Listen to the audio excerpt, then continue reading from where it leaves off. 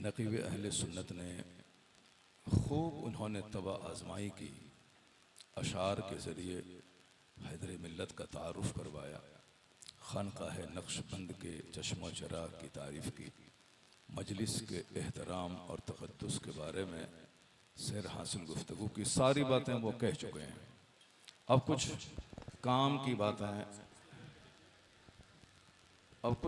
की बातें मैं आप तक पहुंचा रहा हूं, उसे गौर से सुने। बस एक लंबा खिताब नहीं होगा, मुख्तसर सा खिताब, मुख्तसर सी गुफ्तगू होगी, सारे लोग तवज्जो से सुने। मैं ये कह रहा था कि मेरी ज़बान है, मेरा स्टेज है, मेरी महफिल है, मैं जो चाहूँ कह दूँ, लेकिन दूसरे लोग क्या कहते हैं, जो लोग गैर जानिबदार हैं, जो तटस्थ लोग हैं, वह लोग क्या कहते हैं, वहाँ से आदमी की फजीलत और बुजुर्गी का पता चलता है।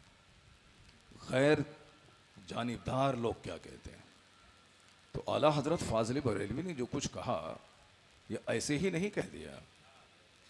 इस दौरे जदीद के अक्सर व बेशतर मुफक्किर का इस बात पर इत्तेफाक है कि पैगम्बर आज़म अलैहिस्सलाम ने जो कुछ आज से 1500 साल पहले, उस ज़माने में जबकि ना कोई कॉलेज था, ना यूनिवर्सिटी थी, ना उस ज़माने में साइंटिफिक कंटेम्पररी नॉलेज का कोई जोर था, उस वक्त जो हुजूर ने कह दिया, और आज वो बातें बड़े बड़े दानिश्वर कह रहे हैं, ये इस बात की दलील है कि करोड़ों दानिश्वर मिलकर जो बात आज कहते हैं, वह बात मुस्तफ़ा ने तन्हा 1500 साल पहले कह दी।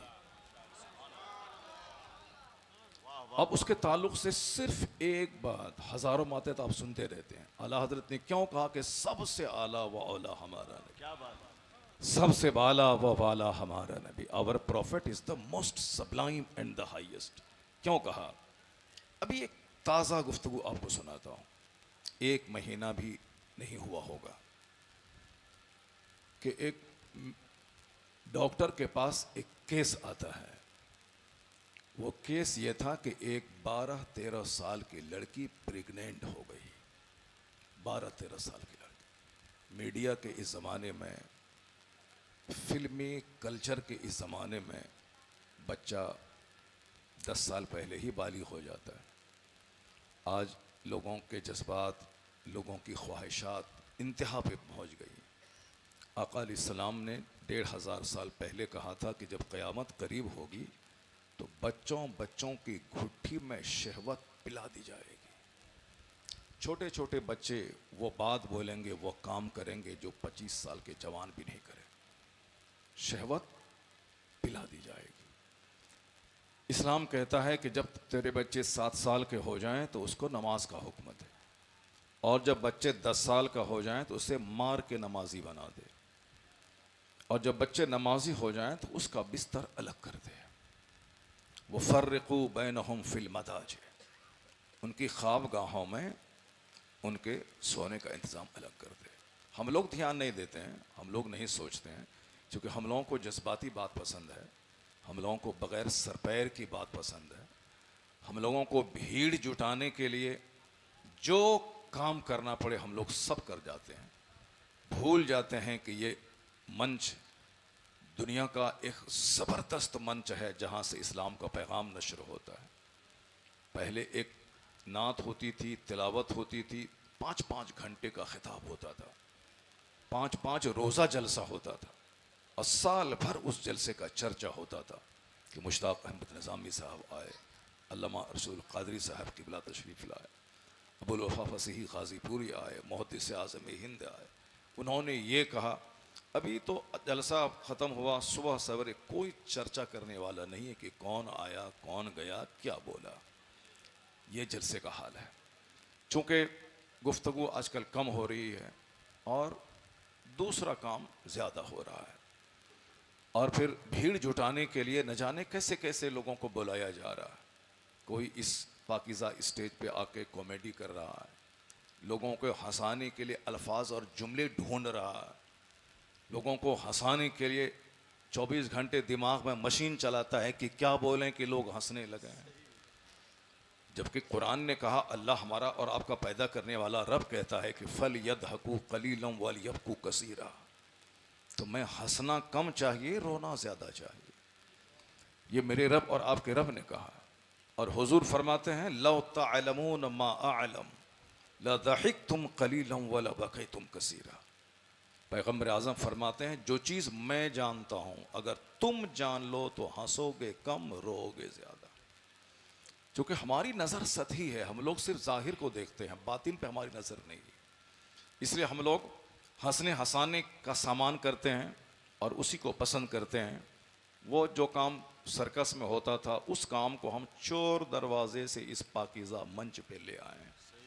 हो सकता है कि आने वाले वक्त में जब कॉमेडी सुनते सुनते आप थक जाएं तो और भीड़ भी कम होने लगे, तो फिर एक नई फरमाइश आएगी कि अब जो है भीड़ कम हो रही है, किसी बम्बई से किसी डांसर को बुलाया जाए, तब भीड़ जमा होगी, तब 1 लाख लोग आएंगे। मैं अक्सर कहता हूँ, अगर हमारी जंग पाकिस्तान से होगी, हमारे मुल्क हिंदुस्तान की, मुर्दा किस्म के 5 लाख सिपाही रहें, जंग हार जाएंगे। लेकिन अगर जिंदा, तंदुरुस्त, चुस्त, एक्टिव 1000 फौजी रहे तो लाखों फौजी पे गालिब आ जाए। तो 1 लाख मुर्दों की भीड़ जुटाने से कोई फायदा नहीं है।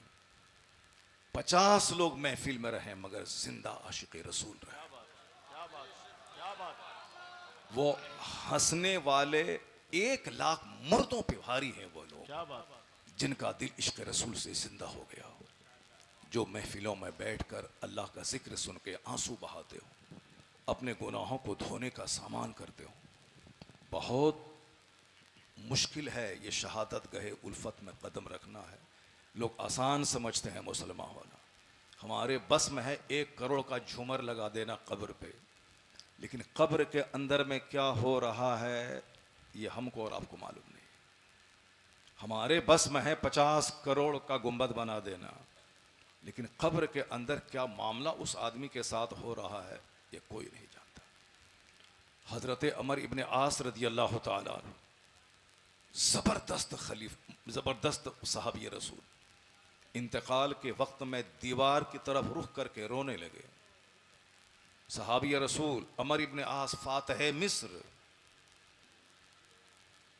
जो 10-15 बड़े सहाबा हैं, उनमें से एक नाम अमर इब्न आस का है, फातह मिस्र हैं वो रोने लगे दीवार की तरफ रुख करके। उनके साहबजादे ने कहा कि अब्बू क्यों रोते हैं आप?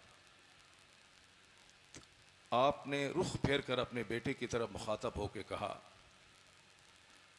बेटे क्या बोल रहे हो?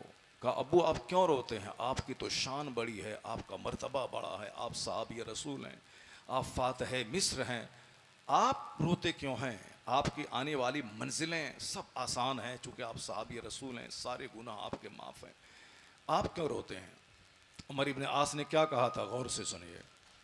उन्होंने कहा था, बेटा मेरी ज़िंदगी के 3 पीरियड हैं, उन 3 पीरियड में से एक पीरियड वो था जब मैं पैगम्बर आज़म अलैहिस्सलाम को दुनिया का सबसे बुरा आदमी समझता था। हुजूर से मुझे सख्त नफरत थी।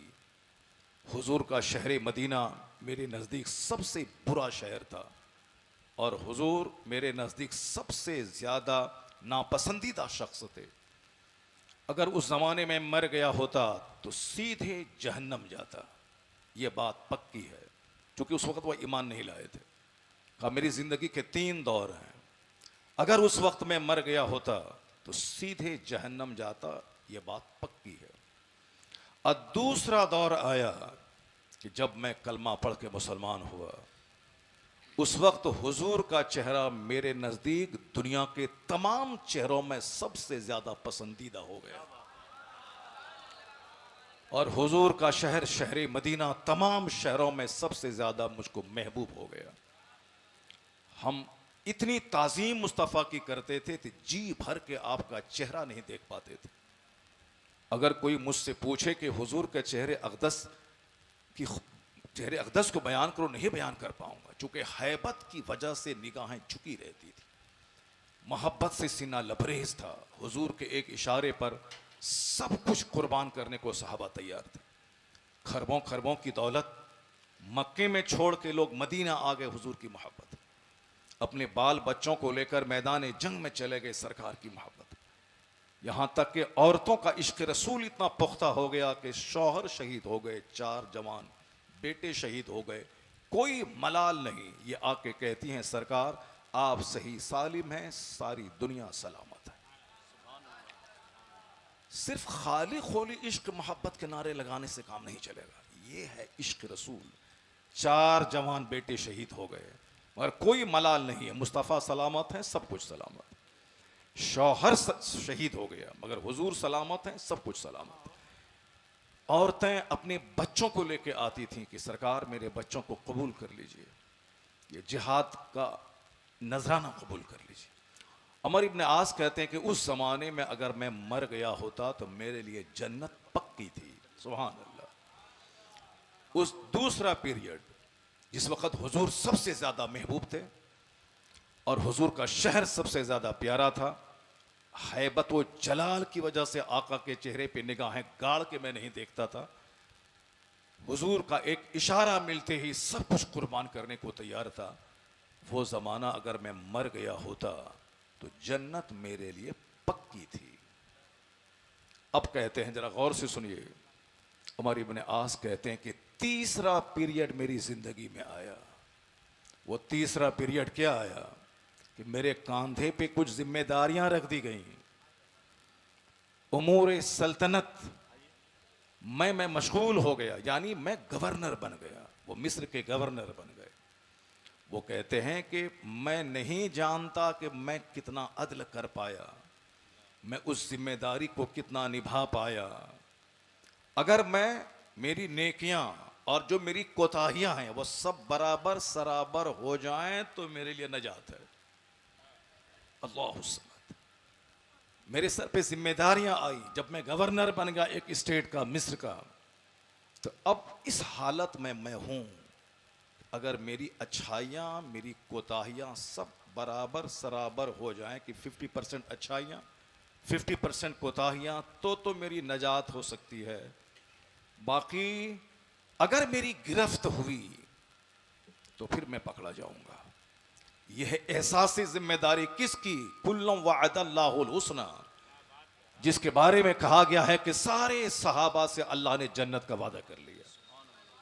और ये वो जलीलुल कद्र सहाबी हैं, 1 लाख कमोबेश सहाबा में जिनका मकाम ऊंचा है, जिनकी फतह की खुशखबरी सुनने के लिए उमर फारूक जैसे खलीफतुल मुस्लिमीन कई किलोमीटर दूर तक पैदल चल के जाते थे कि कोई आए और बता दे कि मिस्र फतह हो गया। इतने बड़े सहाबी, जब सहाबी रसूल इस कदर सेंसिटिव और हसास हैं तो हमारा और आपका क्या हाल होगा? अल्लाह के वली रात रात भर रोते थे, 300 रकात नमाज़ें नफल पढ़ते थे, उसके बावजूद कहते थे कि पता नहीं मेरा क्या होगा, मेरी नेकियां अगर कबूल नहीं हुई तो मेरा क्या होगा। यह है एहसास। यहां सर से लेके पांव तक गुनाहों में डूबे हैं। एक वक्त की नमाज छोड़ना हराम और गुनाह कबीरा है। एक वक्त की नमाज छोड़ना हराम और गुनाह कबीरा, मेजर गुनाह जो सिवाय तौबा के किसी से माफ नहीं होगा। 50 हज कर ले बंदा, लेकिन अगर 10 साल की नमाज कज़ा है तो उस कज़ा नमाज को अदा करना होगा, चाहे वो 50 उम्रा कर ले 50 हज कर ले, ये नमाज उसके जिम्मे कज़ा रहेगी, अदा करना ही पड़ेगा उसको। नमाज उसके जिम्मे से साकित नहीं होगी।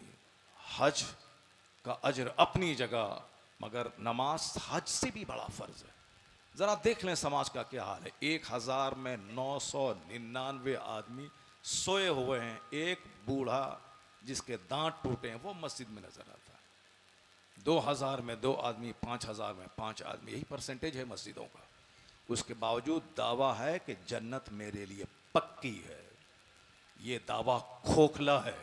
अमर इब्न आस रज़ी अल्लाह ताला अन्हु से सबक सीखिए कि वो जन्नती थे, कोई शक नहीं, सारे सहाबा जन्नती, उसके बावजूद ये एहसास। अब जरा गौर से सुनिए, कुरान शरीफ में एक आयत है, वो कुलूबहुम वजिला, उनके दिल कांप रहे हैं। तो सैयदा आयशा रज़ियल्लाहु ताला अन्हा सरकार की बीवी, हम मुसलमानों की मुक़द्दस माँ, वो कहती हैं कि क्या यह लोग जो कांप रहे हैं, जिनके दिल कांप रहे हैं, क्या उन लोगों ने ज़िना किया है? क्या उन लोगों ने चोरी की है? हुजूर कहते नहीं नहीं, वहुम युसल्लून व यसूमून, ये वह लोग हैं जो रोज़ा रखते हैं, ये वह लोग हैं जो नमाज पढ़ते हैं।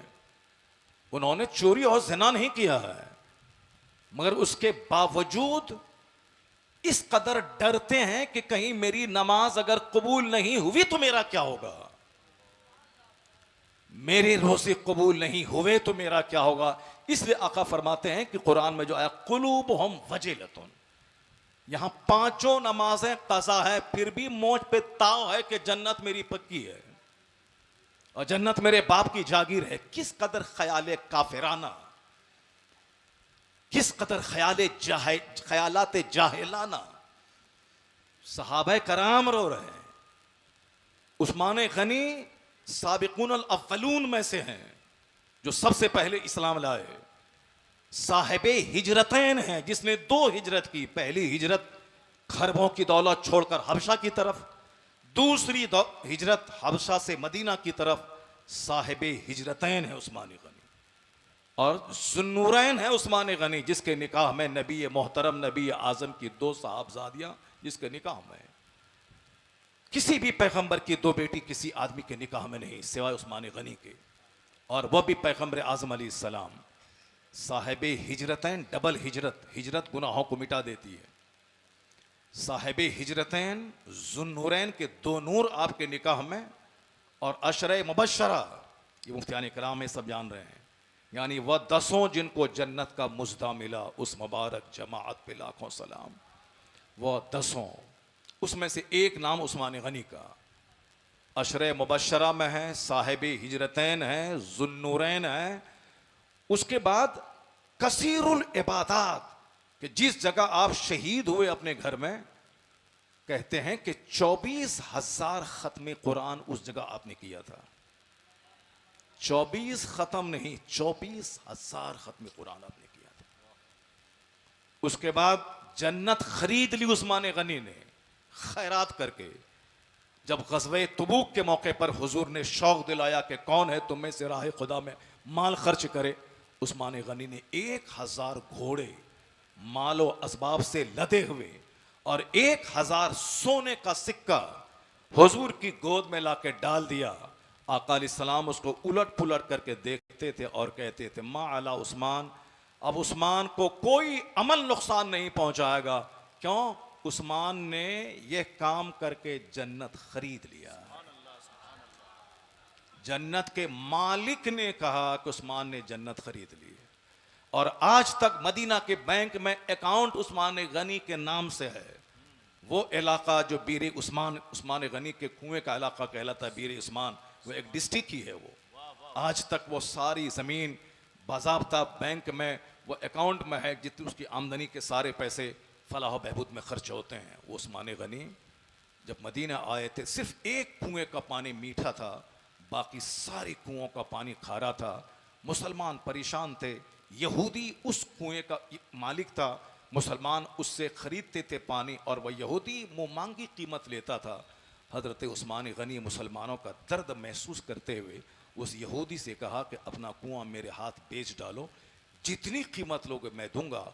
उस ज़माने के हिसाब से भारी कीमत 20,000 दिरहम पे आधा कुआं आपने खरीद लिया कि एक दिन पानी उस्मान गनी का होगा, एक दिन यहूदी का पानी होगा, वो बेचेगा।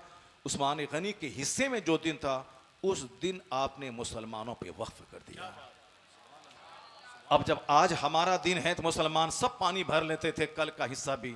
अब यहूदी का पानी बिकने नहीं लगा तो मजबूर होकर मजीद 10,000 दिरहम दे के पूरा कुआं उस्मान गनी के हाथ बेच डाला। हज़रत उस्मान गनी रज़ी अल्लाह तआला अन्हु ने उस ज़माने में जो कारनामा अंजाम दिया, मैं सिर्फ एक आईना दिखाता हूँ कि किस कदर जन्नत खरीदी उन्होंने, किस कदर जन्नत खरीदी उसने। हम सर से लेके पांव तक अपने आप को मुसलमान कहलाने में शर्म महसूस होती है। कानूनी तौर पर कलमा पढ़ने वाला मुसलमान है, जैसे एक आदमी की आंख नहीं है, जबान नहीं है, कान नहीं है, पाँव नहीं है, हाथ नहीं है, मगर सांस चल रही है, वो जिंदा है। मगर वो भी क्या जिंदा है जिसका हाथ ना हो, जिसके पाँव ना हो, जिसके पास जबान ना हो, जिसके पास आंख ना हो, वो तो मुर्दों से बदतर है वो। मगर हम कानून के तौर पर नहीं कह सकते कि ये मुर्दा है, वो जिंदा है। उसी तरह जिसके पास नमाज का हाथ नहीं, रोजे का पाँव नहीं, हज व ज़कात की ज़बान नहीं, अखलाक आदात मुआमलात के कान नहीं, वो सिर्फ एक कानूनी मुसलमान है कि कलमा पढ़ता है। हम उसको काफिर नहीं कह सकते। मगर उस मुसलमानियत से क्या होने वाला है जिसके पास नमाज, रोज़े, हज व ज़कात, अखलाक और आदाब की दौलत नहीं हुआ। उसी तरह है कि कानूनन वो जिंदा है मगर मुर्दे से बदतर है। हमारे हालात ये, उसके बावजूद कोई अपने बाप पे घमंड कर रहा है कि मेरा बाप जन्नती है, हम जन्नत जाएंगे। कोई बोलता मेरा बाप पीर साहब है, मेरे बाप को पास 1,00,000 मुरीद है, कौन है जो मुझको जन्नत जाने से रोक पाएगा। ये सब फालतू के ख्यालात हैं। इसलिए फालतू के ख्यालात हैं। यहाँ उस्मान गनी का ससुर है जन्नत का मालिक। जन्नत के मालिक मुस्तफ़ा जान रहमत कौन है? हजरत उस्मान गनी के ससुर ही तो हैं। हजरत उस्मान गनी के निकाह में 2 बेटी आपने दे दी। एक बेटी दिया, उसका इंतकाल हुआ, दूसरी बेटी दे दी, उनका इंतकाल हुआ। और हुजूर ने कहा, ए उस्मान, तुम पर मुझको इतना एतमाद है कि यके बादे दीगरे 40 बेटियां अगर मुझको होती तो सब तेरे निकाह में दे देता। सिर्फ एक झलकी जन्नत के मालिक का दामाद। दामाद तो अपनी जगह, मगर कुरान कहता है वस्साबिकूनुल अव्वलून, जो सबसे पहले इस्लाम लाए। जब मिस्र फतह हुआ, यमन फतह हुआ, इराक फतह हुआ, शाम फतह हुआ, पूरी दुनिया में इस्लाम का दबदबा कायम हो गया। उस वक़्त दबदबा देखकर कलमा पढ़ना और है। और जिस जमाने में कलमा पढ़ने वालों को आरा से चीरा जाता था, सूली पे चढ़ाया जाता था, उनको बेघर किया जाता था, आंखों से अंजाम देखने के बावजूद कलमा पढ़ना और बात है। इस्लाम का गलबा, दबदबा, शानो शौकत, बदर उहद की कामयाबी देखकर कलमा पढ़ना और है।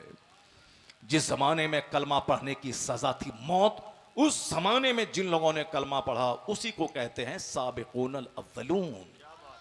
जो सबसे पहले जिन्होंने कलमा पढ़ा उसमें से शामिल है उस्मान गनी।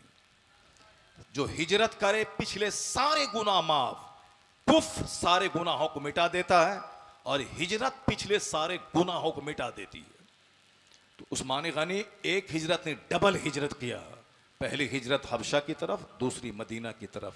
जन्नत के इतने सर्टिफिकेट उनके पास हैं, इतने सर्टिफिकेट हैं। सखी नंबर 1, मुजाहिद नंबर 1, मुस्तफ़ा के दामाद क्या कहना, साहिब हिजरतैन क्या कहना, ज़ुन्नूरैन क्या कहना। उसके बावजूद हदीस सुनिए, मुफ्ती साहब क़िबला हैं, पूछिए। हदीस में आया है कि जब उस्मान गनी कब्रिस्तान जाते थे और कब्र को देखते थे, इतना रोते थे कि आंसुओं से दाढ़ी भीग जाती थी। ये है वो एहसास कि 1 करोड़ का गुंबद बना दिया, अंदर में क्या हो रहा है कौन जान रहा। इसलिए मुरीद अपने पीर के लिए दुआ करे कि मालिक मेरे पीर को बख्श दे, मालिक मेरे पीर के दर्जात बुलंद कर दे, उनकी जिंदगी के सारे गुनाहों को मिटा दे। सामने के हालात मैंने देखा है, बंद कमरे के हालात मैंने नहीं देखा है। बंद कमरे में कौन क्या करता है वो कोई नहीं जानता। इससे मुरीद अपने पीर के लिए दुआ करे, इलाही मेरे पीर को तू बख्श दे। जब पीर बख्शा जाएगा तब पीर दुआ करेंगे, मुरीद ऑटोमेटिक बख्शा चला जाएगा। वरना अगर पीर फंस गए तो फिर क्या होगा। इसलिए इस्लामी सोच ये नहीं है कि तारीफ के पुल बांध दिया। इस्लामी सोच यही है, इलाही मेरे पीर को बख्श दे, उनके दर्जात बुलंद कर दे। जिस तरह बाप जिंदा है तो औलाद के हक में उसकी दुआ कबूल होती है, लेकिन जब माँ बाप मर जाएं तो औलाद की दुआ माँ बाप के हक में कबूल होती है।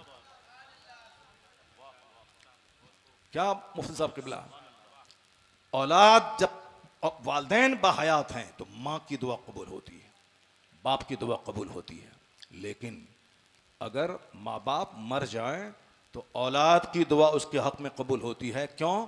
हुजूर ने फरमाया है कि सारे अमाल का सिलसिला मुनक़ता हो जाता है इल्ला मिन सलास, मगर 3 चीज़ों की नेकियां बराबर उनको मिलती रहती हैं। उसमें से एक क्या है?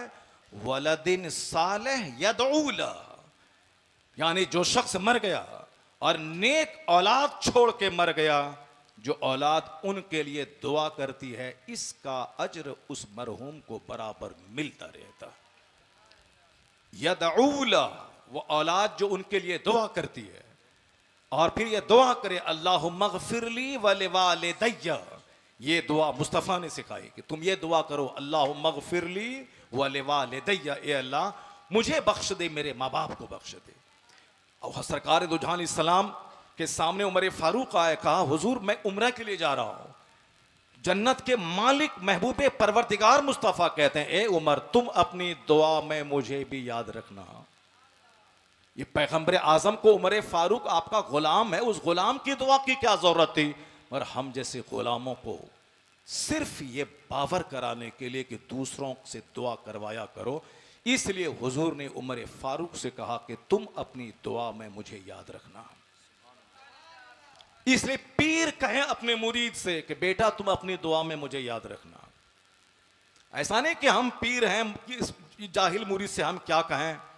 वो मगरूर पीर है जो अपने जाहिल मुरीदों से ये नहीं कहता कि तुम मेरे लिए दुआ करो।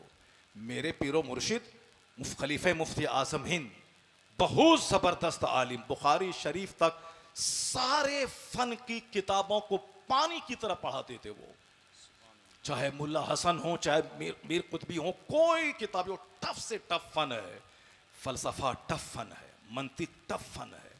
ये टफ फन पानी की तरह पढ़ाते थे। इल्मे हदीस का क्या कहना, जब बुखारी शरीफ का दर्स देते थे तो इश्क रसूल से उनकी आंखें भीग जाती थी।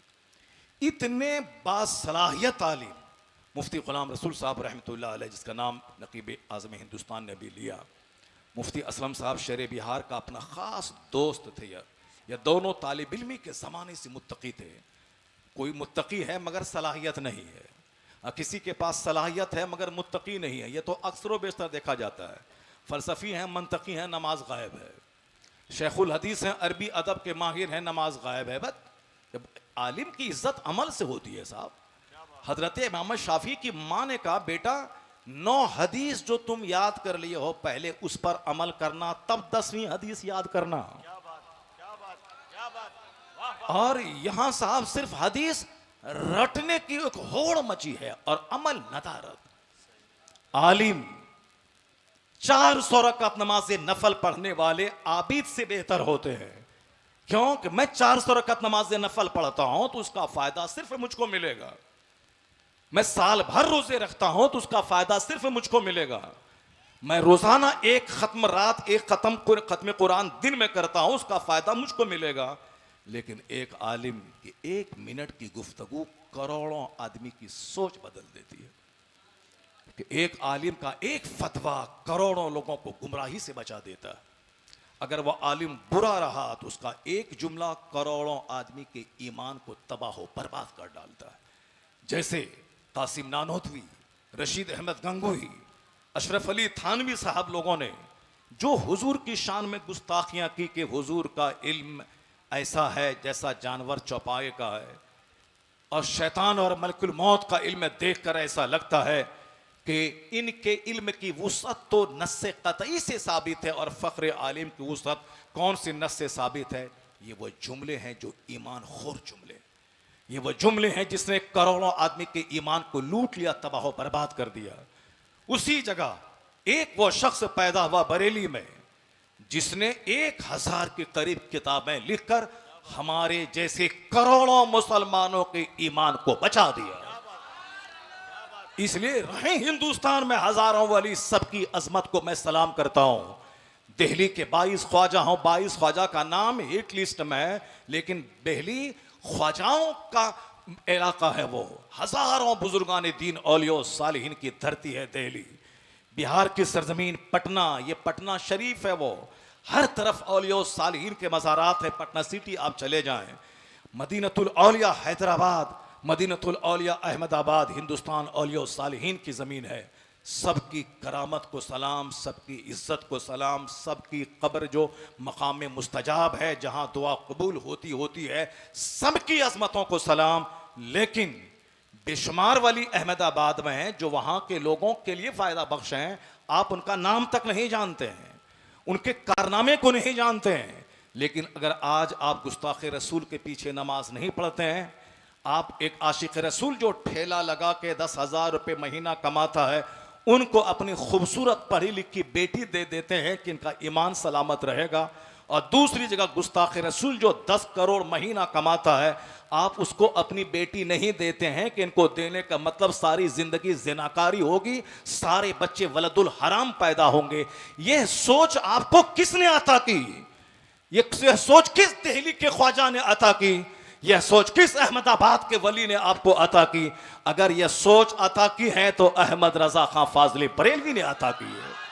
नारे तकबीर, नारे रिसालत, मसलके आला हजरत शफी। किसने कहा अल्लाह की सरताब कदम शान है ये?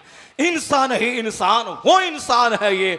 कुरान तो ईमान बताता है इन्हें, ईमान ये कहता है मेरी जान है ये। किसने कहा कि दुनिया वालों से दिल मत लगाना वरना तबाह बर्बाद हो जाओगे? फिल्म के एक्टर से दिल लगाया, क्रिकेटर से दिल लगाया, किसी झूठ बोलने वाले नेता से दिल लगाया, किसी हरामखोर दुनियादार अरबपति से दिल लगाया तो तबाह बर्बाद हो जाओगे। ईमान अगर बचाना है तो दिल मुस्तफ़ा से लगाओ और दुनिया वालों से बता दे कि उन्हें जाना, उन्हें माना, न रखा गैर से काम, लिल्लाहिल हम्द, मैं दुनिया से मुसलमान गया। सुभान अल्लाह, जिंदाबाद। इसलिए मानना पड़ेगा कि वो गरीब नवाज जिन्होंने 90 लाख मुशरिकों को ईमान की दौलत दी, ये वलियों के सरदार कुतुबुल इरशाद अहमद रजा खां फाजिल बरेलवी जिन्होंने हम जैसे करोड़ों मुसलमानों के ईमान का तहफ़्फ़ुज़ किया है। तो एक जुमला आलिम का जीवन दान देता है, एक फतवा आलिम का करोड़ों को तबाही और बर्बादी से बचा देता है। इसलिए आलिम दीन का मकाम बुलंद है कि वो रात में 5 मिनट अपने बच्चों को पढ़ा दे और सो जाए। दूसरा आदमी 500 रकत नमाज नफल पढ़े। ये 5 मिनट दर्स देने वाला आलिम नेकी में उससे सबकत ले जाएगा। गुलाम हैदर, हजरत हैदर मिल्लत से इसलिए मुझको प्यार है कि इस बंदे ने 300 रकत नमाज नफल पढ़ी या ना पढ़ी वो जाने, उनका अमल जाने, उनका खुदा जाने। लेकिन उन्होंने तकरीर के जरिया, तहरीर के जरिया और तहरीक मदरसा कायम करने के जरिया जो उन्होंने मसलके आला हजरत को घर घर इस इलाके में जो आम किया है, यह इस बात की दलील है कि जितने लोग उनकी गुफ्तगू सुनकर, उनके मदरसे में पढ़कर अपने आप को गुस्ताखी से बचाकर आशिक रसूल बनाएंगे, सबका मिला के अज्र हैदर मिल्लत को मिलेगा। हैदर मिल्लत वो हासिद आलिम नहीं थे कि सिर्फ मेरा बेटा पढ़े, नहीं, वो एक वुसअते ज़र्फी वाले आलिम दीन थे कि नकीब अहले सुन्नत महबूब गौहर, हम तो एक शेर लिखने के लिए तरसते हैं कि एक शेर लिखें और तकरीर में पढ़ें, और ये तो हजारों अशार लिख के मंजूम सवाने आलात लिख के छाप दिया इन्होंने। तो आप इस डायरेक्शन से इनकी अहमियत का अंदाजा आप लगा सकते हैं कि मेरे जैसा मौलवी जो एक मिसरा नहीं लिख सकता हो, अब इस बंदे ने हजारों हजार मिसरे लिख दिया हो, और फिर निकाबत की दुनिया में इनका एक तंतना, एक दबदबा, इनका एक गलगला है। और इस बंदे ने मसलके आला हजरत की खिदमत, अभी इस किताब में आलात की नात पे जो तज़मीन उन्होंने लिखी है, मसलके आला हजरत का सच्चा सिपाही बनाने में हैदर मिल्लत का हाथ है। इसलिए अगर कोई आज कहे मुझसे कि हैदर मिल्लत का कारनामा बताओ, तो मैं कहूंगा कारनामे तो बहुत हैं, एक बड़ा कारनामा महबूब गौहर की सूरत में आपके सामने मौजूद है। ये इनका समधी का बेटा नहीं था, ये इनका अपना बेटा नहीं था, मगर एक तड़प थी हैदर मिल्लत के दिल में कि मसलके आला हजरत के मुबल्लिग पैदा हो जाए, आलिम दीन पैदा हों, सब मसलक का काम करें, मस्जिद में रहकर, मदरसे में रहकर, खानका में रहकर, तकरीर के ज़रिए, अशार के ज़रिए, तहरीक के ज़रिए, मदरसा कायम करके, मकतब कायम करके, खानकाहों में बैठकर तेल पानी फूकने वाला से हज़ारों गुना बेहतर देहात की मस्जिद का वो इमाम है जो हर जुमा को खिताब करके मसलक आला हजरत का पैगाम आम करता है। तेल फूकते हैं, पैसा लेते हैं, यह आपका अपना फायदा है। तावीज लिखते हैं, पैसा लेते हैं, आपका अपना फायदा है। 1000 दुरूद पढ़ते हैं, आपका अपना फायदा है। लेकिन जुमा के दिन जो मस्जिद में खिताब करते हैं, पूरे गांव को बदअकीदगी से बचाते हैं, इसमें उनका नहीं बल्कि मिल्लत का फायदा है। इसलिए आया है हदीस में कि जिसने फजर की नमाज पढ़ी, सुम्मा क़रअ बाब मिनल इल्म खैरुम मिन अल्फ़ि रका, जिसने फजर की नमाज पढ़ने के बाद एक चैप्टर दीन का पढ़ लिया, 1000 रकत नमाज नफल पढ़ने से बेहतर है। इसलिए आलिम दीन का मकाम बुलंद है कि चूंकि आलिम नाइब पैगंबर होते हैं, आलिम नाइब रसूल होते हैं। आपके पास 1000 एकड़ जमीन है, आप जमींदार हैं। आपके पास 50 फैक्ट्री है, आप बहुत बड़े इंडस्ट्रियलिस्ट और कैपिटलिस्ट हैं। आपके डीएम हैं, आपके पास एक डिस्ट्रिक्ट का इख्तियार आपके हाथ में है, डीएम है। मगर अगर गांव का गरीब आदमी का बच्चा अगर वो आलिम दीन है तो वो DM, SP, prime minister, president से बेहतर एक मनसब है। जैसे रसूल लाजवाब, वैसे ही नाइबे रसूल मनसब के एतबार से लाजवाब है। तो जो गांव देहात के देहाती का बच्चा अगर कुरान और हदीस का इल्म सीने में रखता है तो वो डीएम नहीं मगर नाइबे पैगंबर है। और नाइबे पैगंबर होना ये बहुत बड़ा तमगा और बहुत बड़ा एजाज है। इसलिए बम्बई का खरबपति अपने अरबों के घर में एक बिहार के देहाती आलिम को बैठाकर पेशानी चूमकर, हाथ को बोसा देकर, पाँव को चूमकर कहता है कि मौलाना, मैं नहीं जानता कि तेरा बाप किसी के यहाँ हल चलाता है, मैं नहीं जानता कि तेरी माँ दूसरे के घर में पोछा लगाती है। मैंने जो एयरपोर्ट से रिसीव करके अपने 50 करोड़ की गाड़ी पे, 50 लाख की गाड़ी पे तुझको मैं अपने घर पे लाया हूँ, तेरी पेशानी चूमना सिर्फ इसलिए कि जिस नबी का मैं कलमा पढ़ता हूँ उस नबी का तू नाइब है, उस नबी की हदीस सुनाने आया है। हम लोग बिहार में पैदा हुए, हम लोगों का एक मामूल है आलिमों की गीबत करना, आलिमों की शिकायत करना। नमाज मस्जिद में पढ़े, उसके बाद बाहर निकले, आलिमों की गीबत है। हम लोग जुमा के दिन अपने इमाम को 1 रुपये का तोहफा नहीं देते हैं। वो महाराष्ट्र के लोग हैं जो हर जुमा के दिन इमाम साहब से मिलकर 500-1000 रुपये का नजराना पेश करते हैं। हम लोग बिहार के लोग हैं जो इमाम साहब के हुजरे में फजर की नमाज पढ़ने के बाद गए, जो बेचारा शक्करपाला बिलास से लाया उसको भी खा लेते हैं। और वो बम्बई के लोग हैं जो अजवा खजूर 1-1 केजी ला करके वो इमाम साहब को तोहफे में पेश करते हैं, वो पेश करते। अभी मैं कलकत्ता में एक खिताब कर रहा था जुमा के दिन, मैं टाइम मेरे पास था, ट्रेन लेट से थी, मैं नमाज पढ़ने गया, खिताब किया। खिताब के बाद आया एक बंदा दौड़ के आया, उसने साहब एक बहुत बड़ा नोट मेरे हाथ में रख दिया कि हुजूर ये मेरी तरफ से तोहफा कबूल फरमा लें। अगर मैं बिहार में खिताब करता तो हुजूर आकर के हमसे कहता कि हुजूर अगर कुछ 100 रुपया है तो हमको दे दीजिए, आप, हमको काम है। इलाके का बड़ा असर पड़ता है। आलिम खोर हैं हम लोग, आलिमों की गीबत, आलिमों की गीबत, जबकि मकाम आलिम का इतना बड़ा है। आज भी आंखों से देखिए आप, इस मुजफ्फरपुर का एक बच्चा जो अमेरिका में जाके पढ़ रहा है, यूरोप में ऑक्सफोर्ड कैम्ब्रिज में पढ़ रहा है, बैरिस्टर की डिग्री लेके आया आपके गांव में, आपके पास 1000 एकड़ ज़मीन, बच्चा ऑक्सफोर्ड से पढ़ के आया है। लेकिन क्या किसी की हिम्मत है जो कहे कि आप उस्ताद समंदर पार ऑक्सफोर्ड से पढ़ के आए हैं, चलिए जुमा की नमाज आप पढ़ा दीजिए और ये हज़ारों मुसलमान आपके पीछे नमाज पढ़ेंगे? नहीं, वो ना खुद जाएगा ना मुसलमान उसको आगे बढ़ाएंगे। अगर ज़मींदार वह धौंस दिखाते हुए अगर बेटे को मेंबर पे बैठा भी दिया, वो बेटा उसका वहाँ जाहिल और गोंगा बन जाएगा। लेकिन उसी मोहल्ले का मजदूरी करने वाले का बच्चा अगर बरेली शरीफ से आलिम बन के आ गया, वही मेंबर पे चढ़ता है, सर पे अमामा बांधकर, हाथ में असा लेकर खिताब करता है। बैरिस्टर नीचे, लायर नीचे, टीचर नीचे, दारोगा नीचे, फिलोसोफर नीचे, जमींदार नीचे, मेंबर पे चढ़ा है कौन? जिसके सीने में कुरान हदीस का इल्म है, वो नाइब पैगंबर चढ़ा है। इस बात की दलील है कि चाहे 1000 दुनिया का इल्म आपके पास हो, एक आलिम से बड़ा कभी नहीं हो सकते, जो कि आलिम हकीकत में जो आलिम है वो नाइब रसूल है। अगर 18 साल का कोई आलिम हो, 80 साल का बूढ़ा दादा उसका हो, तो अखलाक का तकाजा है कि उस 18 साल जवान आलिम से वह पीछे चले। यह उम्र का एहतराम नहीं है, इल्म दीन का एहतराम है। तो आलिम दीन का मरसब बहुत बड़ा होता है।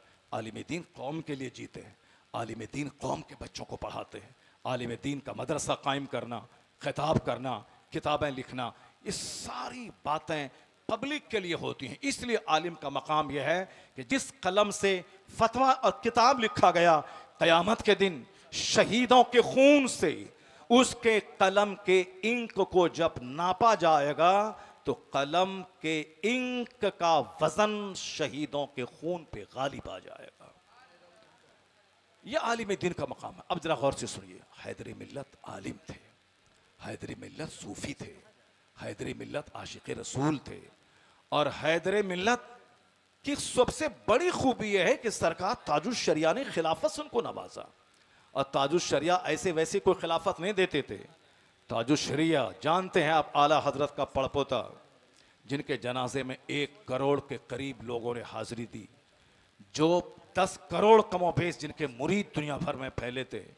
और आला हजरत के इल्म फन की यादगार ताजुश शरिया, मुफ्ती आजम हिंद के तकवा की यादगार ताजुश शरिया, जिन्होंने बिला खौफ लामत लाइम दीन की जो खिदमत की है उसकी एक झलक 7 घंटे तक नरसिम्हा राव बरेली के सर्किट हाउस में बैठे रहे कि ताजुश शरिया से मेरी मुलाकात हो जाए।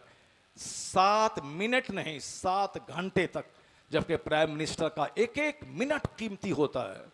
एक एक घंटे में कई कई जनसभाओं को संबोधित करते हैं प्रधानमंत्री, एक दिन में 10 मीटिंग अटेंड करते हैं। प्रधानमंत्री का एक एक मिनट कीमती होता। वो 7 घंटे तक बरेली के सर्किट हाउस में बैठे रहे और सिर्फ इस इंतजार में कि ताजुश शरिया से मेरी मुलाकात हो जाए, मैं उनसे दुआ ले लूं, आशीर्वाद ले लूं। उनका कासिद बार बार खानकाह बरेली आ रहा है कि हुजूर प्रधानमंत्री आपका वेट कर रहे हैं, आप इजाज़त दें तो वो यहाँ आए और आपसे मुलाकात करें। ज़रा आँख खोल के देखिए कि मेरे जैसा मौलवी जो मुखिया का झोला ढोता हो, अगरचे हम नहीं ढोते हैं, अगर मेरे जैसा मौलवी वार्ड काउंसलर, समिति, सरपंच, मेंबर, विधायक किसका झोला ढोता हो तो ये मौलवी की हैसियत कुछ और है। हदीस माया है, वह मालदार अच्छा है जो आलिम दीन के दरवाजे पे हो, वो आलिम बुरा है जो हाकिम के दरवाजे पे नजर आए। तो आलिम का यह मनसब नहीं कि वह हाकिम के दरवाजे का चक्कर लगाए, बल्कि वह आलिम बुरा है जो हाकिम के दरवाजे पे नजर आए, और वह हाकिम अच्छा है जो आलिम के दरवाजे पे नजर आए।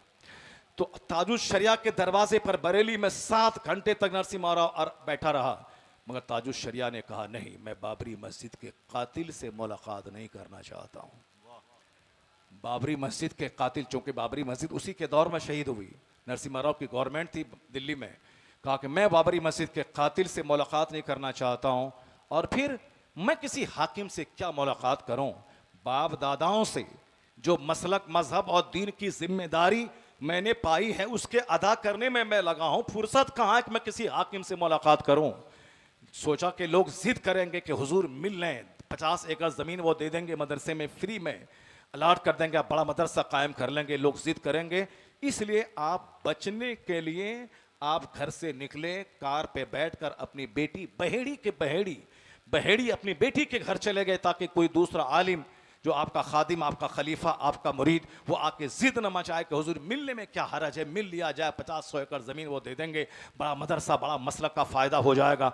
इस डर से आप निकले और बेटी के घर बहेड़ी चले गए, मुलाकात नहीं की। मैं कहता हूँ, ए मेरी कौम, तुमने किताबों में तो पढ़ा है कि सरकार गौसे आजम के सामने बादशाह वक्त ने तोहफा भेजा था, आपने कबूल नहीं किया और जिद किया, तो उस तोहफे को आपने निचोड़ा तो सोने चांदी के सिक्के से खून बहना शुरू हो गया।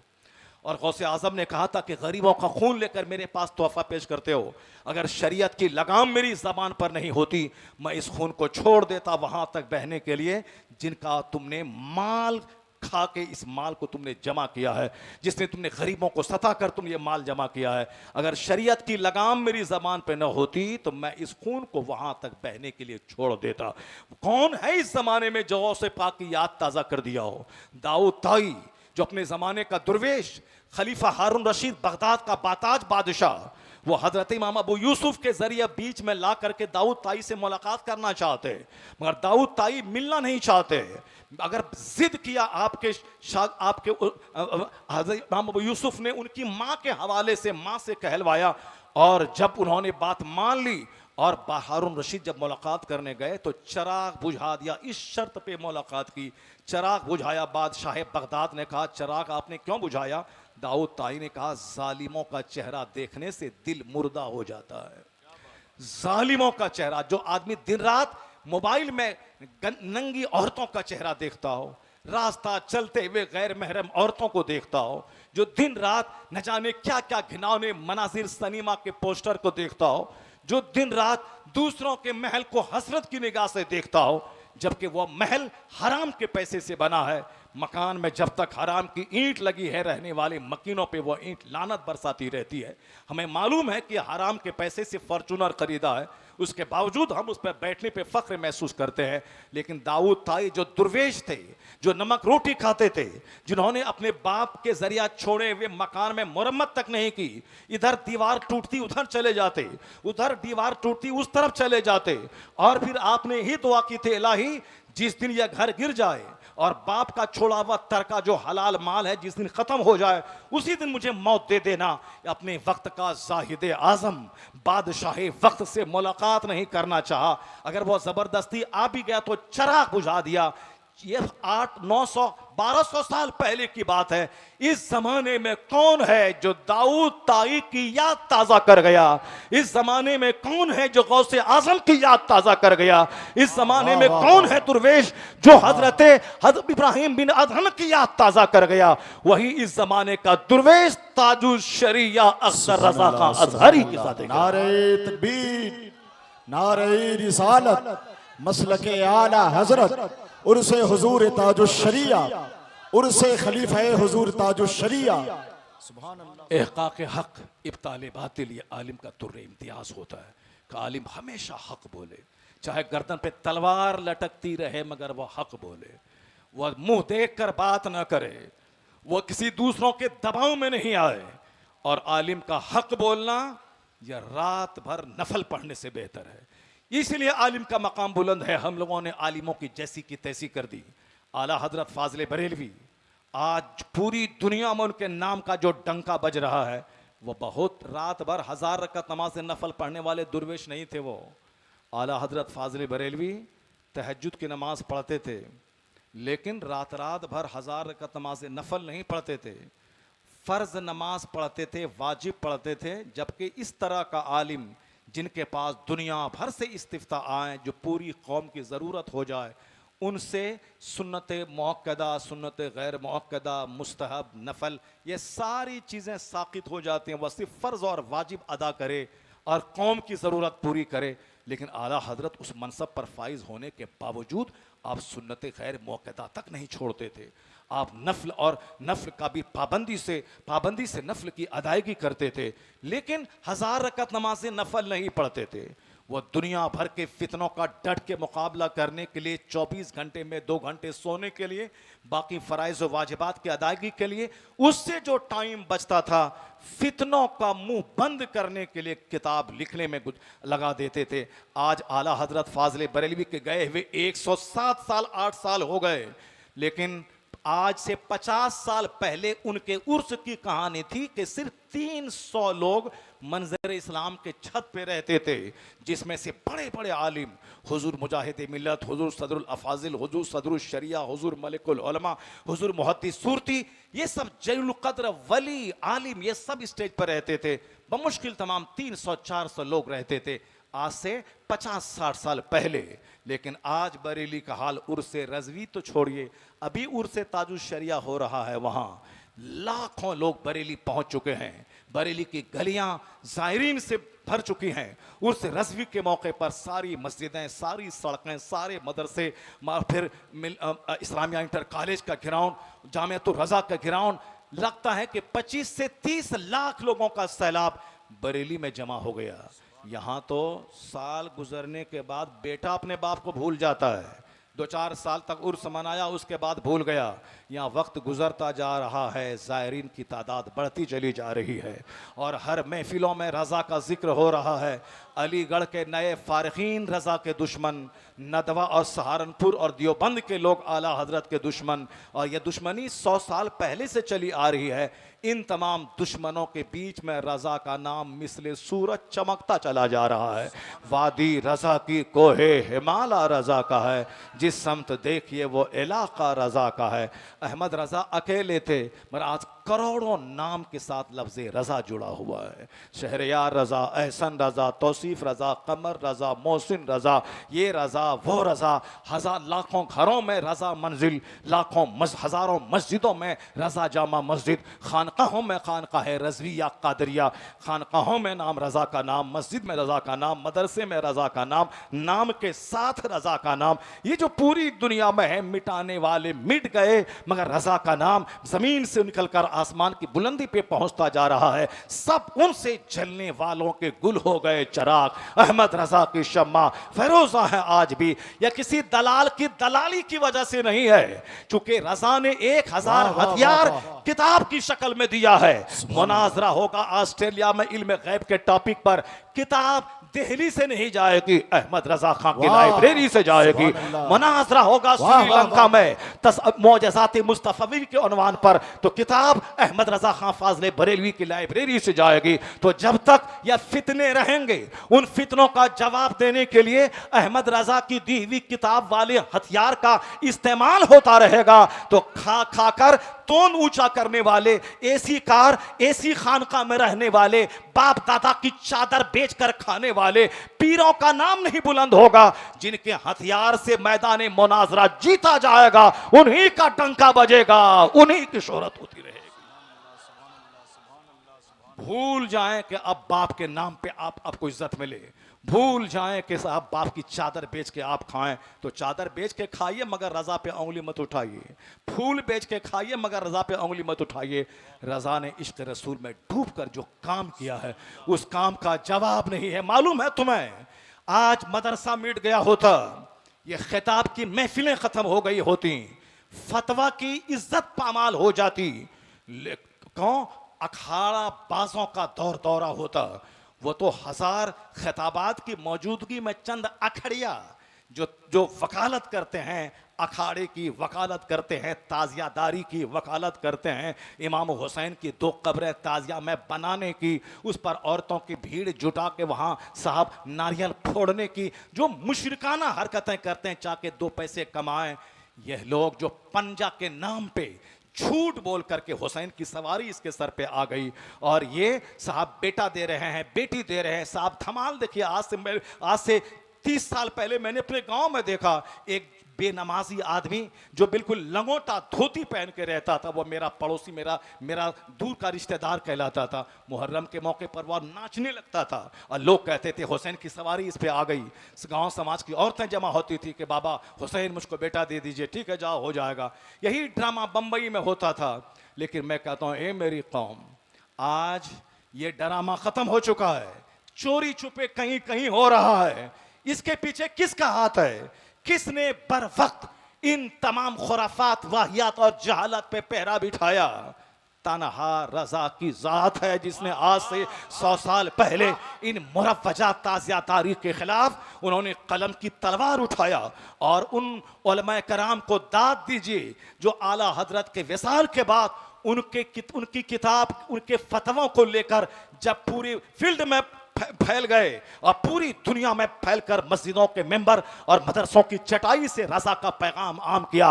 रज़ा फतवा रज़िया लिख दिया, वो कब्र में आराम करने जन्नत चले गए। लेकिन हर घर गांव गांव पहुंचाने वाले वो आलिम दीन हैं जिन्होंने रज़ा का फतवा आम किया है। उन मुबल्लिगीन, उन दुआत, उन मुस्लिहीन को दाद दीजिए जिनके रज़ा के मसलक को घर घर पहुंचाया। आज उसी का नतीजा है कि पंजा वाले खत्म हो गए। उसी का नतीजा है कि ताज़ियादार उठाकर दो पैसा कमाने वाले वो हाशिए पे चले गए। आज अगर मस्जिदों के मौलवी की इज्जत है, इमाम के खिताबात की धमक है, फतवे की हुर्मत है, मदरसा कायम है, फतवा की इज्जत कायम है, खिताबात कायम है, सीरत के जलसे कायम है, उलमा का हाथ चूमा जा रहा है, किताबें लिखी जा रही है, आज बिदअतों पे नहीं सुन्नतों पे अमल हो रहा है, तो इस सदी में एहसान अहमद रजा खां फाजले बरेलवी का नारे तकबीर, जोर से बोले नारे रिसालत, मसलके आला हजरत, इश्क मोहब्बत, इश्क मोहब्बत, शफी महशर कॉन्फ्रेंस, अल्लामा मुफ्ती शहरयार रजा साहब किबला। ए मेरी कौम, आला हजरत के मसलक के मुबल्लिगीन में एक नाम हैदर मिल्लत का भी है। जबरदस्त दाई, जबरदस्त मुबल्लिग। और सुनिए मेरी बात, जो इखलास के साथ तबलीग करता है, खिताबत करते करते वली बन जाता है। जो इखलास, अच्छी नीयत के साथ कि लोग नेक बन जाएं, लोग शरीफ बन जाएं, अल्लाह वाले बन जाएं, लोग जन्नती बन जाएं, लोग गुमराही से बच जाएं, कुफ्र से बच जाएं, शिर्क से बच जाएं, बदअकीदगी से बच जाएं, इस इरादे से जो किताब लिखते हैं, गुफ्तगू करते हैं, गुफ्तगू करते करते वो वली बन जाता है। सरकार ताजुश शरिया उन्हीं वलियों में से एक वली थे, जो मुस्तजाबुद दावात वली थे, जो रोशन ज़मीर वली थे। वो 1000 रकत नमाज से नफल नहीं पढ़ते थे, मगर किसी के दबाव में आकर वह हक बात छुपाते नहीं थे, वो हक बात बोलते थे। हजारों लाखों खिताबात किए, सैकड़ों किताबें लिखी, दरसगाहों में बैठकर दरस बुखारी दिया, आखिर में जाते जाते जामिअतुर रज़ा कायम किया। आला हजरत के मसलक का ज़बरदस्त मुबल्लिग कभी किसी मसलहत पसंदों को खातिर में नहीं लाया। नहीं देखा कि कौन बड़ा मौलाना है, पार्लियामेंट का MP है, कौन बड़ी खानकाहों का कौन शेख है। जिसको भी देखा कि मसलक का मुखालिफ है, उसके खिलाफ डट कर आपने खिताब किया, जमकर किताबें लिखी। इसी हक गोई ने उन्हें वलायत की दुनिया का बादशाह बना दिया। रोशन ज़मीर शेख हो गए ताजुश शरिया। जरा गौर से सुनिएगा, हम कोई व्हाट्सएप वाली बात नहीं करते हैं। हम आज से 25 साल पहले पटना के बगल में जहानाबाद है, IAS की तैयारी करने की गर्ज से, चूँकि मेरा रिजल्ट मैट्रिक से लेकर MA तक ज़बरदस्त रहा, सैकड़ों लड़कों में फर्स्ट क्लास लाता रहा, तो उसके लिए सिर्फ हमने कभी गुटखा नहीं खाया, कभी सिगरेट नहीं पिया, कभी बीड़ी नहीं पी, कभी तंबाकू नहीं खाया, हमने कभी गलत दोस्तों की सोहबत में नहीं रहा। अगर कभी बकरीद की नमाज़ पढ़ाने के लिए गए, अगर 151 रुपये नजराना मिला तो वहाँ से आकर के रसमलाई और समोसा खाया नहीं दोस्तों के साथ, उस पैसे से हमने डिक्शनरी ख़रीद कर मैंने स्टडी की है। उस ज़माने में आज भी हमारे बच्चे मेहनत मशक्क़त करें, चाहे स्कूल कॉलेज में पढ़ने वाला हो, चाहे मदरसे में पढ़ने वाला, अगर कुछ करना है दुनिया में तो रोज़ाना कम से कम 12 से 15 घंटे घड़ी देखकर पढ़ना होगा। अगर आपने नहीं पढ़ा तो नहीं बुलंदी पे पहुंच पाएंगे। ताजुश शरिया 3 साल तक मिस्र में रहे, मगर दरियाए दजला के ब्रिज को नहीं देखा। वो दरियाए नील, वो दरियाए नील जो मिस्र की मशहूर नदी, जिसे आप जन्नती नदी कहते हैं, वो नदी नील कहाँ है? मिस्र में है। नील को नहीं देखा। कोहे तूर पहाड़ है मिस्र में, उस तूर को देखने नहीं गए, सिर्फ किताब देखा, दरसगाह देखा। रिजल्ट क्या निकला? अरब और अजम के कई लाख स्टूडेंट्स में आप मकामे इम्तियाज हासिल कर लिया। इसलिए अभी 1 महीना भी नहीं हुए हैं, रिजल्ट निकला है UPSC का। कानपुर का एक हिंदू घराने का बच्चा 22 साल की नन्ही उम्र में IAS निकाल लिया, अब वो DM बन गया। सिर्फ 22 साल। अगर बच्चा भी 16 साल में मैट्रिक करेगा तो 18 साल में इंटर करेगा, 19, 20, 21, 22 साल में ग्रेजुएशन मुकम्मल होगा। पहले 3 साल का कोर्स था, अभी 4 इयर्स का कोर्स हो गया ग्रेजुएशन का।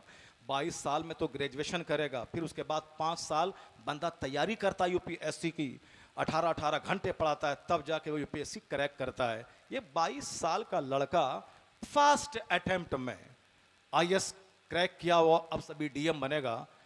जब लोग उनसे पूछने आए उसकी माँ से कि तुम्हारा बेटा पढ़ता कैसे था, माँ बोली रोते हुए कि मेरा बेटा होली के दिन में सारा बच्चा होली खेलता था, ये किताब लेके सीढ़ी पर बैठ के पढ़ता था। मेरा बच्चा दीपावली के दिन पटाखा नहीं छोड़ता था, इसी सीढ़ी पर बैठ के पढ़ता रहता था। रूम में पढ़ता, जब उगता जाता सीढ़ी पे आके बैठ के पढ़ता था। मैं कहता हूँ जब एक गैर मुस्लिम का बच्चा 12 से लेके 15 घंटे तक स्टडी करे, 22 साल में फर्स्ट अटेम्प्ट में आईएएस निकालने में कामयाब हो जाए। अगर मुसलमान का बच्चा अगर ये भी 12 से लेके 15 घंटे तक स्टडी करे, रात भर पढ़े, फजर में 10 मिनट के लिए चला जाए, फिर उसके बाद आए 2-4 घंटा सोए, फिर जोहर में चला जाए, फिर 4 घंटा पढ़े, फिर 10 मिनट के लिए असर में चला जाए, फिर 2 घंटा पढ़े, फिर 10 मिनट के लिए मगरिब में चला जाए, फिर 2 घंटे पढ़े, फिर 15 मिनट के लिए इशा में चला जाए, फिर 5 घंटे सोए, फिर किताब लेके बैठ जाए। क्योंकि इस्लाम में जो नमाज का टाइमिंग है, इशा के बाद फजर तक कोई नमाज फ़र्ज नहीं है, वह वक्त है आराम करने का। फजर से लेके जोहर तक कोई नमाज फ़र्ज नहीं है, वह वक्त है काम करने का। रात में सोया 8 घंटे, नमाज फजर में 10 मिनट, फजर से लेके जोहर तक काम किया 10 घंटे, पेट के लिए 10 घंटे, जन्नत के लिए 10 मिनट। नहीं होगा ऐसा कि सिर्फ पेट के लिए 10 घंटे गुजारें और 10 मिनट नमाज पढ़ने के लिए आने में आपको बोझ महसूस हो। नहीं होगा। जो फजर छोड़ेगा चेहरे का नूर मिटेगा, जो जोहर छोड़ेगा रोजी से बरकत खत्म होगी, करोड़ों कमाने के बाद वह कंगाल और भिखारी रहेगा। जो असर छोड़ेगा बदन से ताकत खत्म होगी, चाहे वह रोजाना 5 लीटर दूध पिए, चाहे वह 5 केजी संतरा और अनार खाए। नहीं होगा। जो असर की नमाज छोड़ेगा बदन से ताकत खत्म होगी, जो मगरिब छोड़ेगा औलाद से फरमा बरदारी खत्म होगी, जो ईशा छोड़ेगा नींद से राहत खत्म होगी। जरा देखें टाइमिंग, सोने के टाइम में कोई नमाज फर्ज नहीं, काम करने के टाइम में कोई नमाज फर्ज नहीं। 10 मिनट पेट के लिए, 15 मिनट जन्नत के लिए। 10 घंटे पेट के लिए आराम करें, 10 मिनट फजर में चले जाएं जन्नत के लिए। जो इस हिसाब से करेगा, इधर से मेहनत चलेगी, उधर से नमाज की बरकत चलेगी, कामयाबी कदम चूमेगी। ऐसा नहीं होगा ए मुजफ्फरपुर वालों कि हम यहां से अजमेर चले जाएं कि बाबा सुल्तानुल हिंद मेरे बेटे को डीएम बना दीजिए, मेरे बेटे को फिलासफर बना दीजिए। नहीं होगा। अगर हम आम का पेड़ लगा दें, चले जाएं कि बाबा मेरे आम के पेड़ में सेब लगा दीजिए। गरीब नवाज कब्र से निकलकर 2 तमाचा मार के भगा देंगे। क्या तुम नेचुरल सिस्टम के खिलाफ काम करने कहता है? ये तो नेचुरल सिस्टम है कि आम के पेड़ में आम, लीची के पेड़ से लीची, कटहल के पेड़ से कटहल, धान लगा के धान, गेहूं लगा के गेहूं, मक्के लगा के मक्की। ऐसा नहीं होता है। चाहे संडीला से हो, चाहे बरेली से हो, मसौली से हो, बेलग्राम से हो, किचोचा से हो, और जहां से भी हो। मैं बरेली शरीफ से वाबस्ता हूं, आला हजरत के सिलसिले से मैं मुरीद हूं। उसी सिलसिले की खिलाफत हो इजाजत ताजुल शरिया से मुझको हासिल है। मगर मैं फिर भी कहता हूं, बरेली से 1 लाख तावीज ले आओ और आम के पेड़ में लगा दो और ये कहो कि इससे लीची निकलेगी। ऐसा नहीं होगा। ऐसा नहीं होगा। नहीं होता है। हाँ, लीची के पेड़ में फल नहीं हो रहा है, वह फल खट्टा हो रहा है।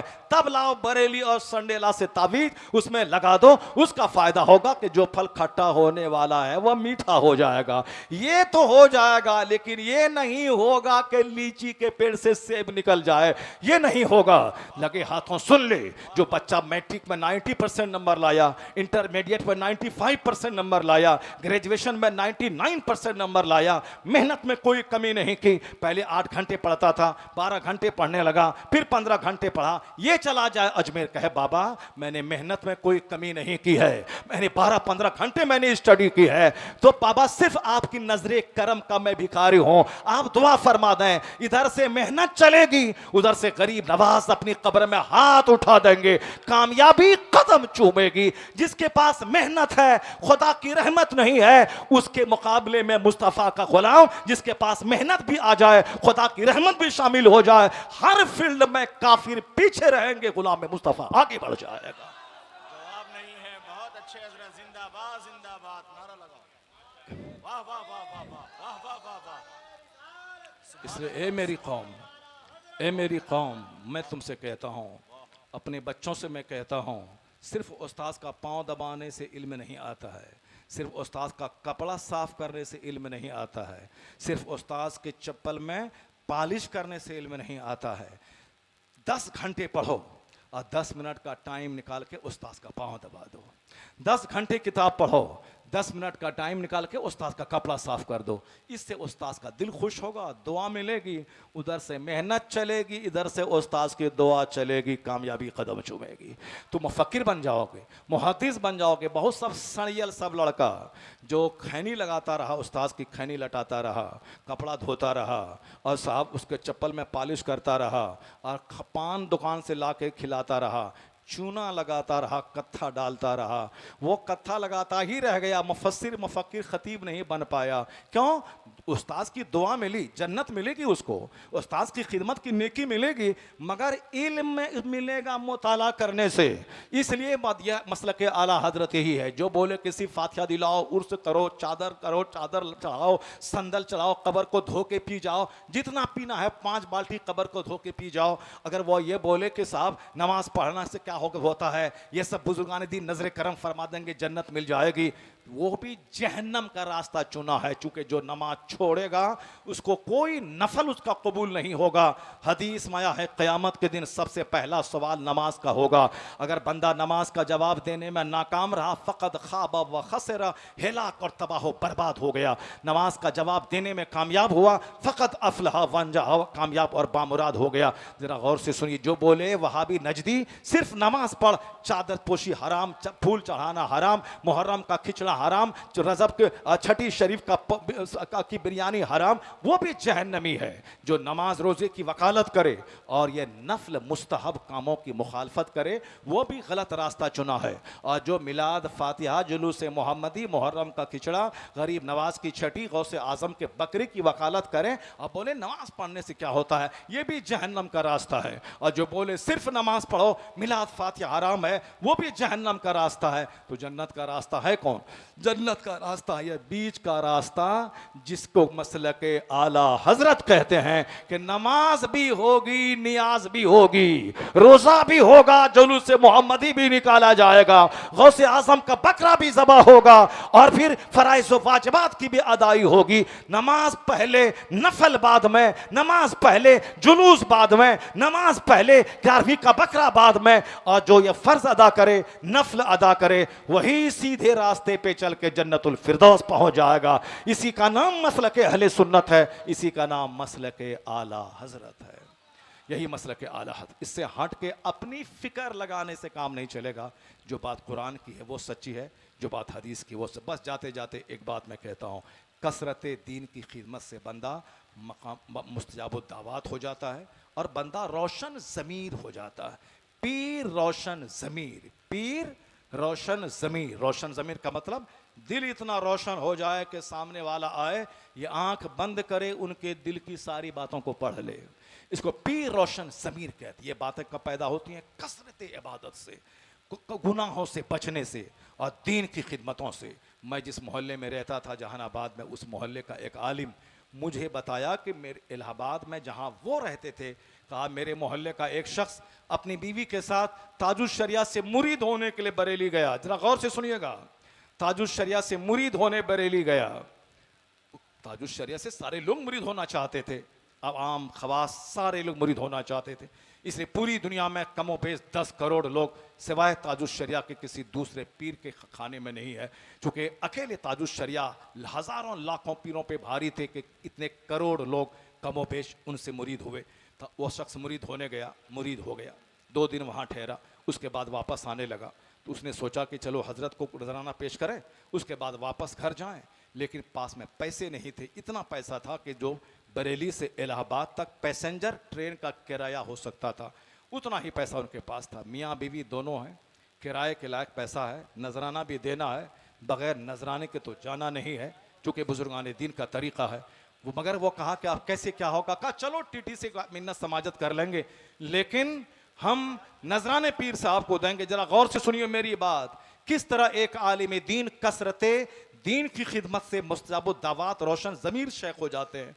ताजुश शरिया खिताबत और तहरीर और दरस व तदरीस, नमाजों की पाबंदी और औराद व फ़साइफ से लोग उनको मुल्ला जी कहते हैं। आला हजरत को भी बहुत सारे लोग कहते हैं मौलाना है, मगर वली और कुतुब नहीं है। तो हम क्या कह सकते हैं? ये छोकरा आज का आला हजरत को वली नहीं मानता है। मगर अली हुसैन अशरफी मियां रहमतुल्लाह अलैह जो अपने ज़माने के वली थे, उसने खिचोछा में वज़ू करते हुए जब रोना शुरू किया, मुहद्दिस आज़म हिंद ने पूछा हुजूर क्यों रो रहे हैं? क्या किसी जहरीले कीड़ा ने काटा है? कहा कीड़ा ने नहीं काटा है, बल्कि मैं देख रहा हूं कि फरिश्तों के कांधे पर कुतुबुल इरशाद अहमद रजा का जनाजा जा रहा है। इधर यहां 25 सफ़र 1340 हिजरी जुमा के दिन 2:38 पे यह वाकया बयान कर कर रहे हैं, उधर उसी वक्त में आला हजरत की रूह बरेली शरीफ में परवाज कर रही है। ये वली कहते हैं कि वलियों के सरदार का जनाजा फरिश्तों के कांधे पे देख रहा हूं।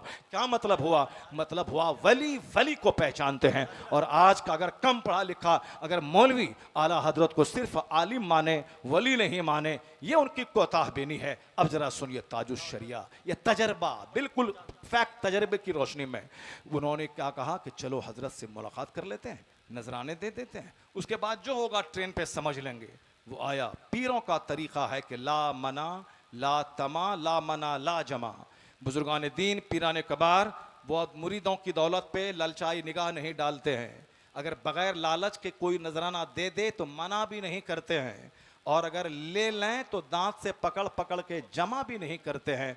जामे तू रजा उसकी मिसाल है, पैसे से दिन की खिदमत करते हैं। ताजुश शरिया ने उसी उसूल पर अमल करते हुए जो भी नजराने देते थे वह ले लेते थे। महफिल में सैकड़ों मुरीदीन थे, सबने नजराने दिया, सबका नजराना कबूल कर लिया, किसी का लौटा के नहीं दिया। लेकिन ये इलाहाबाद का मुरीद जब नजराना देना दिया, हजरत ने कबूल कर लिया, उसके बाद ये कहते हुए लौटा दिया, इसे मेरी तरफ से रख लो, सफर में काम आएगा। सुभान अल्लाह सुभान अल्लाह सुभान अल्लाह सुभान अल्लाह। ये मेरी तरफ से रख लो, सफर में काम आएगा। वो मुरीद चिंगा चीख मार के रोना शुरू कर दिया। कहा कौन जाने के ताजुश शरिया कौन है? मेरा पीर रोशन जमीर है, मेरा पीर रोशन जमीर है। सबों के नजराने लिया, किसी का लौटा के नहीं दिया। मेरे सफर का खर्चा मेरे पास नहीं था, हजरत ने लौटा के कहते हुए कि सफर में काम आएगा। यह इस बात की दलील है कि ताजुश शरिया खुश्क आलिम नहीं, अपने जमाने की कुतुब का नाम है, अपने जमाने के वली कामिल का नाम है, रोशन जमीर शेख का नाम है। अल्लाह समद ताजुश शरिया को दीन की खिदमतों ने और आतो वज़ाइफ की पाबंदी ने मसलक पर मजबूती से कायम रहने की वजह से रोशन ज़मीरी का मकाम हासिल है। तो हम हैदरे मिल्लत को हम नहीं देखा, देखे होंगे, हमने करीब से नहीं जाना। इतना ही जानते हैं कि रोशन ज़मीर शेख ताजुश शरिया ने खिलाफत से नवाजा। यह इस बात की दलील है कि एक वली अपनी निगाहों से जानते थे कि हैदरे मिल्लत के आला हज़रत का मुबल्लिग भी है और अपने ज़माने का वली भी है। अल्लाह तबारक व तआला हमको और आपको सबों को सरकार ताजुश शरिया के सदक़े हमें आशिक़ रसूल बनाए, हमें अपने दीन ईमान के तहफ़्फ़ुज़ की फ़िक्र अता फ़रमाए। मैंने इब्तदाई तौर पर जो कहा था कि इतने बड़े लोग, इतनी बड़ी फ़िक्रें, हम लोग छोटे लोग हैं, हमें उनसे ज़्यादा फ़िक्र करनी चाहिए, मगर उनकी फ़िक्र का करोड़वां हिस्सा भी हमारे पास नहीं है। इसलिए फ़िक्र करें अपने ईमान के तहफ़्फ़ुज़ की, अपने अक़ायद की, अपने अमाल की। सिर्फ जज्बाती गुफ्तगू ना हो, खाली खोली नारा ना हो, बल्कि उस नारे में दम होना चाहिए, उस नारे में वज़न होना चाहिए। अल्लाह अपने बाल बच्चों को पढ़ाएं लिखाएं, खूब मेहनत करवाएं, अच्छा आलिम बने, अच्छा डीएम बने। हर शोबे में अच्छे लोगों की ज़रूरत है। अच्छे लोग मेहनतों से बनते हैं और अल्लाह से दुआ करने से बनते हैं। तो हमारे पास दोनों दौलत रहनी चाहिए, खुदा की रहमतों की, अल्लाह से दुआ करने की और मेहनत व मशक्क़त करने की। अल्लाह ताला हुज़ूर हैदर मिल्लत की कब्र में रहमत व नूर अता फ़रमाए, उनके दर्जात बुलंद फ़रमाए, उनके लिए आने वाली सारी मंजिलें आसान फ़रमा दे। बिला हिसाब व किताब अल्लाह उन्हें जन्नत में जगह अता फ़रमा दे। अल्लाह ताला हम सबों को भी मरते दम तक कुछ न कुछ मसलक हक़ की खिदमत करते रहने की तौफ़ीक़ अता फ़रमाए। आमीन। व आखिरु दाअवाना अनिल हम्दुलिल्लाह। शुक्रिया हुज़ूर, शुक्रिया।